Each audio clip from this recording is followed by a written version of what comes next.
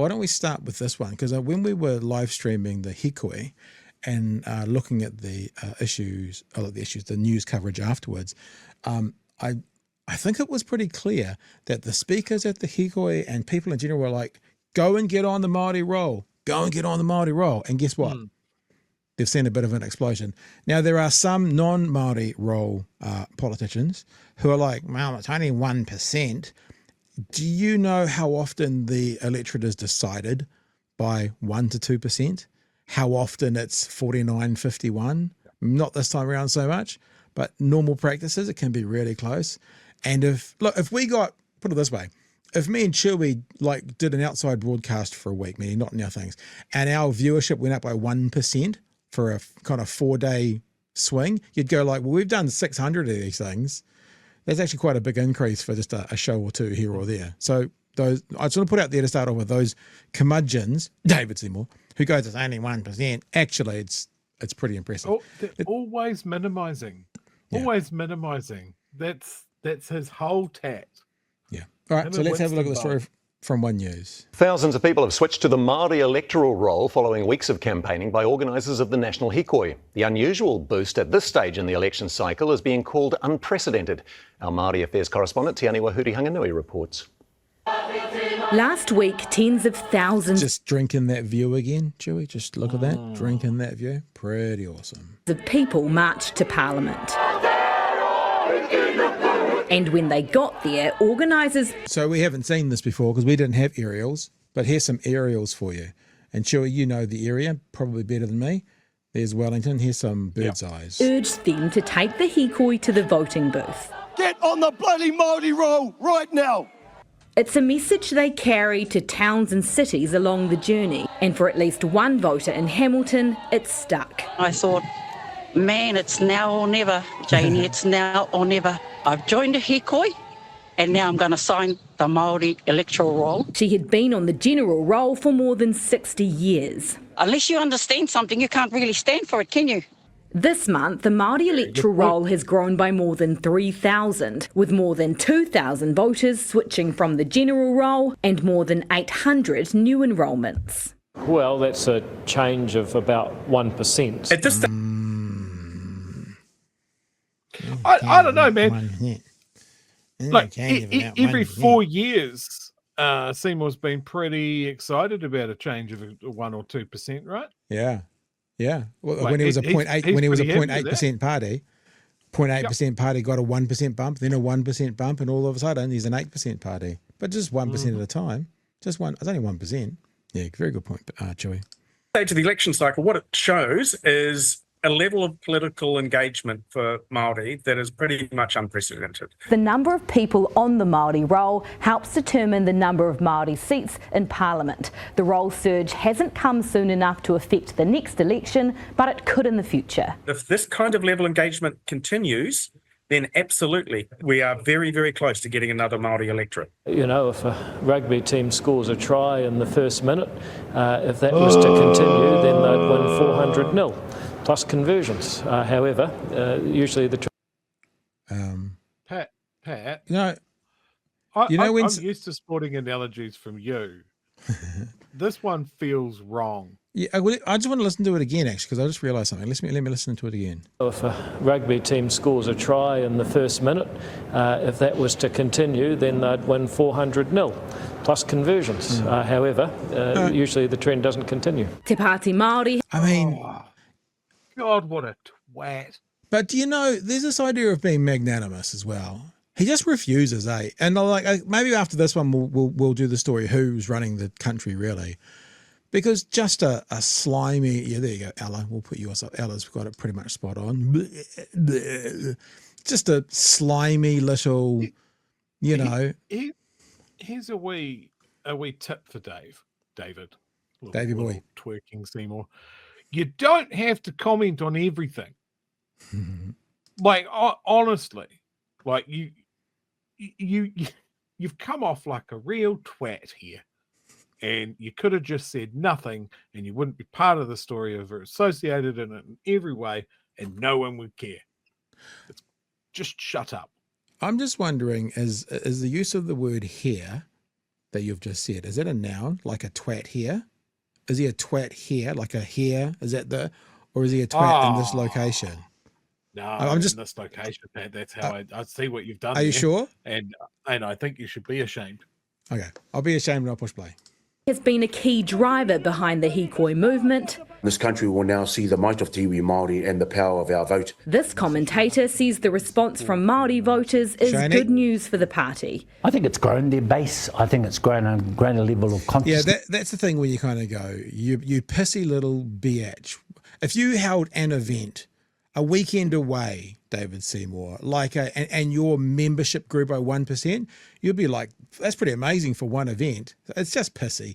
It's just immature pissiness. It's amongst rangatahi, amongst Māori. Labour isn't worried, determined to take back the 7 Māori seats in 2026. We'll be out there campaigning really hard to win those electorates and to win the party vote in those electorates. I think it's going to be difficult for them to pick up many. They might pick up some. And while the flow-on effects of a larger Māori roll may be years away, this voter's hoping others follow her lead to switch. It's time. I think it's time. Te Aniwahuri Hanganui, One News. Yeah, so there you go, Chewie. It's 1%, but I think you made a very good point. 1% this year, 1% next year, 1% the year after that. Then all of a sudden, there's another Māori seat or two in Parliament. I do have questions about this, and look, I'll be honest, I haven't had time to look into it. I think I picked up something there that said if there were more people on the Māori roll, there'd be more Māori electorates. Is that correct? Yeah, the roll system basically goes, to my understanding, is that even just standard electorate rolls, that they're always divided up into a number. Like, so let's say it's 30,000. That number may not be too far off. Every 30,000 people, there's got to be an electorate. So I'm just using an arbitrary number. I think it's somewhere around there. So therefore, if something happened in a city, and all of a sudden there was an earthquake and there were 60,000 fewer people in that city, then they'd probably lose 2 seats. Also, if there was something else happened in the city and there was an influx of people for another 30,000, then they get more. And so I think it's the same with them. I don't know what the numbers are, but obviously if there are more people on the Māori roll, then there needs to be more seats in a similar way. That's my understanding. So straight away there, my mind goes to, like, there are people that think the Māori roll shouldn't exist, that the Māori seats shouldn't exist. So that's going to make them fucking furious. So do you know what I'm writing down, Chewie? Do you know what I'm writing down? I'm writing down how pissy would Seymour be with an addition of a seat when he's one of the guys trying to call for it to go. Exactly what you just said. Yep. So here's my argument.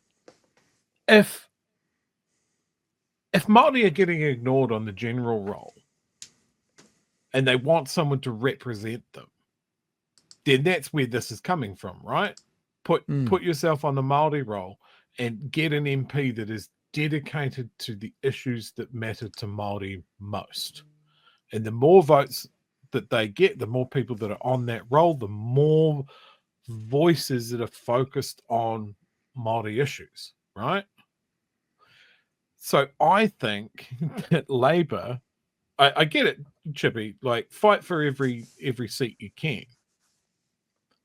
But I would probably be of the mind, if I was leader of the Labour Party, to focus my efforts somewhere else. Yeah. Like, you got to pick your battles and your message, and fighting with the Māori Party might not be the best use of resources that you have. It's also that idea about how the right plays the game of politics better than the left. There is no question, and I know they get all, but I won it fair and square, that the right gifted Epsom to David Seymour. And 2, 3, 4, 5 elections later, he has, I think it's 11 MPs and is able to help the right form a government. Now, I've always said this, I said this the other day, and I'm going to stand by it. It's a new thought in my head, but I'm going to stick with it, that you give the kind of far left to the Greens, and their job is to activate them, because the far left are not good at responding. You give the centre to Labour, and their job is to take as many centrists off National as possible, and you get Māori to go after, the Māori Party to go after as many Māori as they can. And there's your coalition. So at that point, you're really talking about those three parties getting very strategic. 100%. they need to sit down and nut this out. Yep. Well in advance of the election, kind of memorandum of understanding styles, and really, really focus on who you're going after. No, you're exactly right on this, Pat. I would love to see something like that. I would love to see Labor on an absolute mission to just drag people from blue. And as you said, get the Greens to get people to the polls. Their job, the Greens' job, is to activate those left voters, because those left voters are like the far right. They're not voting for anybody else. So it's either participate or not. That's all the far left voters are doing. The centre left voters are mostly activated, so you don't have to really worry about them so much. But they're the kind of ones that can go, tax break sounds all right. What's this whole issue? But controlling around COVID. I don't get this whole they-thems thing. I can kind of float backwards and forwards. Your job is to get them. And look, in fairness, we've said this. I think it was Kieran. It might have even been Chippy when he was with us. Probably it was Chippy. And the response was kind of, no, we can't really tell another political party who not to go for. And that's fair. That's fair. Be comfortable in your fucking opposition seats. It's like, I mean, one thing that John Key did very well is he got the Māori Party on board because he kind of didn't want to do Māori stuff. He kind of got them on board and he basically went, you guys can take care of them. I mean, it's patronizing from the right, but I actually think from the left, it's like, we want you to activate as many Māori, go and get as many of them as you can. And let's see ourselves as a block. And let's aim to work together for better, because the right aim to work together for worse. They might not see it that way. Yeah. So, and like we've always said, look, here's a little example. It might sound a little bit bitter, but the left, and we've talked about this before, the left don't do media well. So if you go to the platform right now, and I can even show you, because we're going to talk about them a bit tonight, when old Karen was wearing his Donald Trump cap the other day. Oh, God. You will have a look on their YouTube page, David Seymour. That person from the right, that person from the right, that person from the right, that politician, that MP, that minister, like everywhere. You look at the left media, very hard to get through. Like, we were going to go to the Labor Party. We said, we'll come to the Labor Party conference. In fairness, Karen said, great idea, love it, let's make this happen. I'll give it to whoever the person is. Haven't heard back. Spoke to Kieran on the text and he goes, I'll pass it on. So it's not to do with him. Haven't heard back. That's a gold mine for them. We could have been up there this weekend doing a live broadcast on Saturday night. That's a gold mine. They're terrible. I'm not saying they're terrible people. They're terrible at doing this kind of media thing. And I think that's one of the lessons that's come out of what's happened to the US, right? No, but even in our election, because even though everyone found them cringy as all hell, I noticed on the news tonight, it was I don't know if our clip's going to show it, but when David Seymour was walking out, when he walked out to do to the Hikoi, I haven't got them here, they're upstairs in my bedroom. I've got DJI mics. You'll see all the YouTubers wear them, and you just pin them on your lapel. And the beautiful thing about them is they're Bluetooth, so they can go straight to this. David Seymour almost wears one all the time. Like, he's got it on almost all the time because he can then just go, oh, okay, let's do this now, and have a message straight to his audience. Now, a little bit OTT, whatever, but the right have figured this out better than the left. The left is supposed to be the fucking creatives. The left is supposed to be where all those people are who can make content, who can, paint and draw, and that's where all the artists are. But I tell you what, left, the right have figured out the media better than you. The art form of media, the art form of making audio in particular, the right have figured it out much better than you guys. I've got no bitterness about not doing the Labour Party conference, but there's just another example of how they've dropped the ball. Not because it's us; they could have had anyone up there, but that was free media, and they haven't done it. I forgot how we got into this conversation. Can you remind me? I have no idea. Neither do I. We're here now.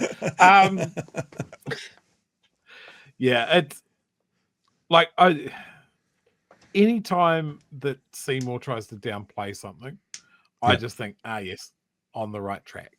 Yeah. So Like, if people want to be represented on the Māori roll, they should absolutely go for it. That's what it's there for. And I think history shows that being on the general roll has done them no favors. So why not fucking try something? Yeah. And if Te Pāti Māori wants to contest that hard, because that's like the Te Pāti Māori should contest that as hard as they could. It absolutely worked for them last election. There's no reason why it shouldn't work for them again. Yeah. And yeah, I think this idea, this left block of like play your aces and really go for your audience rather than trying to be all things to all people, broad tent Labour. Yeah. Because by appeasing the guys in the middle or trying to bring them into the tent, you are going to piss off the guys on the left. So yeah, no, I think it's a great point, Pat. The other thing that would be better tactically for the left is to get as many, because if the Māori Party win the Māori seats and they also get like 10% of the vote, then that's how you get an overhang. That's how you actually get those democracy watchers out there. May not like this too much, but that's how you get a disproportionate representation of a political party, is by getting winning more seats than you get vote, right? So if you win more seats, you get all the seats and you only get 1% of the vote, you are disproportionately represented in Parliament. And I don't know if that can be engendered, but these are the conversations should be having. They should be hiring us as consultants. That's what should be doing. The proof is, I think it'd actually be more effective as an advisor to the National Party personally, but I'd destroy it from the within. Look, I think a lesson for anyone here is how disproportionately effective ACT have been with their 8% at their stated goal of opening up a hellmouth in the middle of the country. Next story. You know, that's what it is. Like, even for New Zealand First, like, I mean, you wouldn't say that there's a lot of things that New Zealand First have got across the line, but they've got that the bloody COVID inquiry, and Shane Jones is whining and dining his way across the country. Every mining lobby's credit card is getting absolutely hammered at the moment, feeding Shane Jones. So, you know, they've got some wins with a fraction of the votes. Yeah.